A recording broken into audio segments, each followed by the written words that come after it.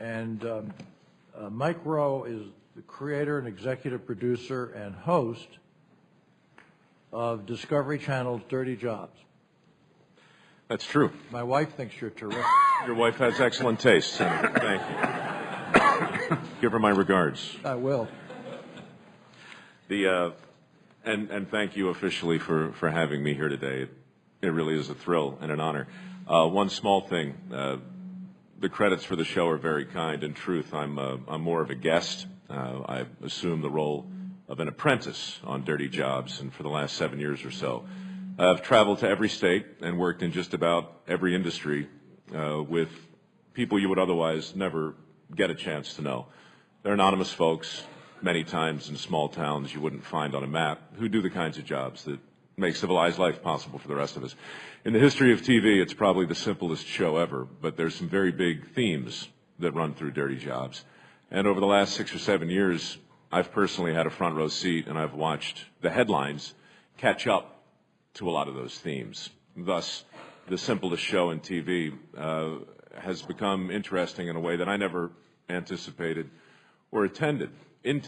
I could talk certainly at length about any of the people I've met in the show, and I'm tempted to, but I'd rather take a small portion of my 5 minutes and tell you about my grandfather, because he's the reason ultimately that I decided to come here today.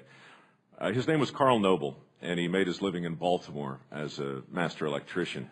He was also a plumber and a mechanic, mason, carpenter. Everybody knew him as a jack of all trades. And I remember him mostly as a magician. For most of his life, my granddad woke up clean, and he came home dirty. And in between, he accomplished some things that were nothing short of miraculous to me. Some days he might reshingle a roof or rebuild a motor, run electricity, out to the barn. He helped build the church that I went to as a kid and the farmhouse that I grew up in. Basically, he could fix or build anything, but to my knowledge, he never once read the directions to anything. He just knew how stuff worked. I remember one Saturday morning when I was 12, I flushed the toilet in the same way I had been flushing it for 12 years. The toilet, however, responded in a way that was completely out of character. There was a rumbling sound followed by a distant gurgle, and then everything that had gone down reappeared in a rather violent and spectacular fashion. Naturally, my granddad was called in to investigate, and within the hour, I was invited to join he and my father, who's right behind me there, out in the front yard for about 12 hours of forced labor.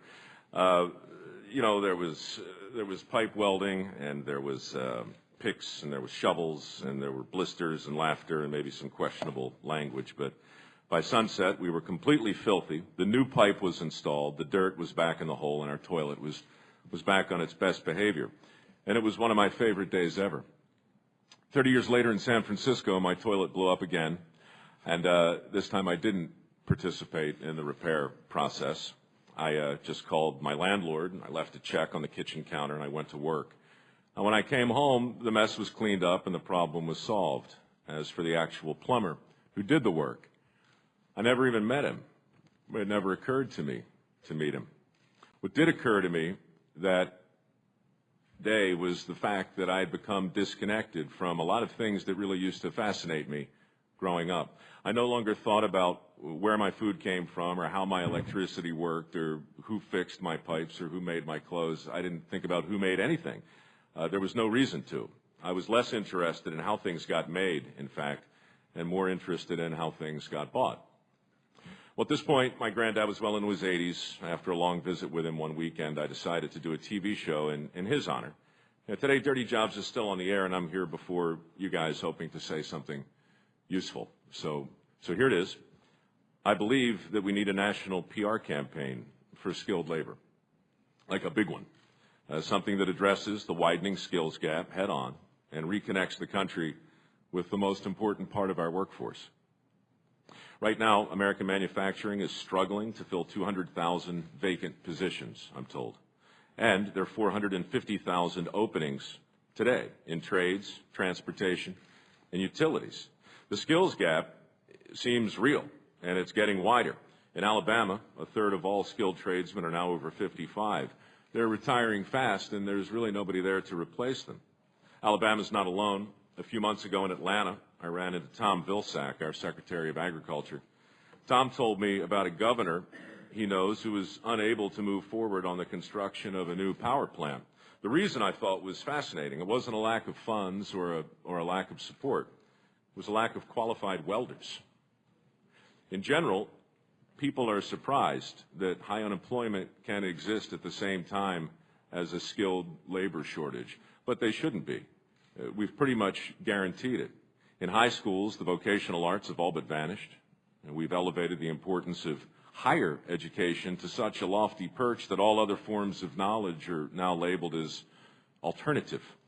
Millions of parents and kids see apprenticeships and really valuable on-the-job training opportunities as vocational consolation prizes, best suited for those not cut out for a four-year degree.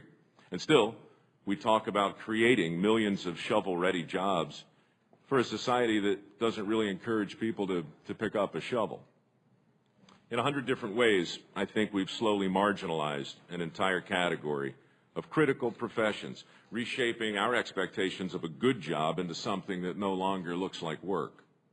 A few years from now, an hour with a good plumber, if you can find one, is going to cost more than an hour with a good psychiatrist, at which point we'll probably all be in need of both.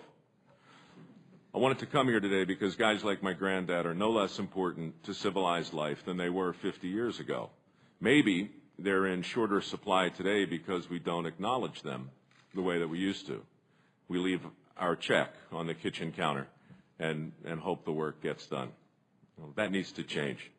My written testimony includes the details of several initiatives designed to close the skills gap, all of which I've had the privilege to participate in. Go Build Alabama, I Make America, my own modest efforts through Dirty Jobs and Micro Works.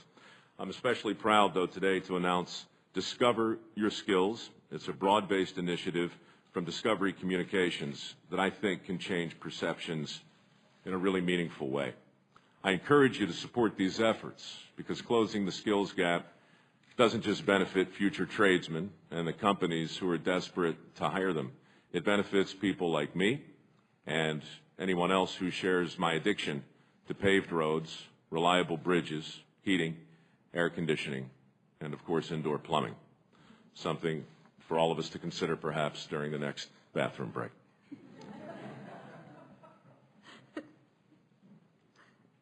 I have a smart wife. Thank you. I failed to announce that there is a vote at 3 o'clock, which was very unchairman-like of me, and I apologize. I'm going to miss it and stay here so that we can keep things going, and others probably should go vote. Yeah, and then come back if you can, okay? I'll vote. Can't? No. Can't. You can try, but you can't.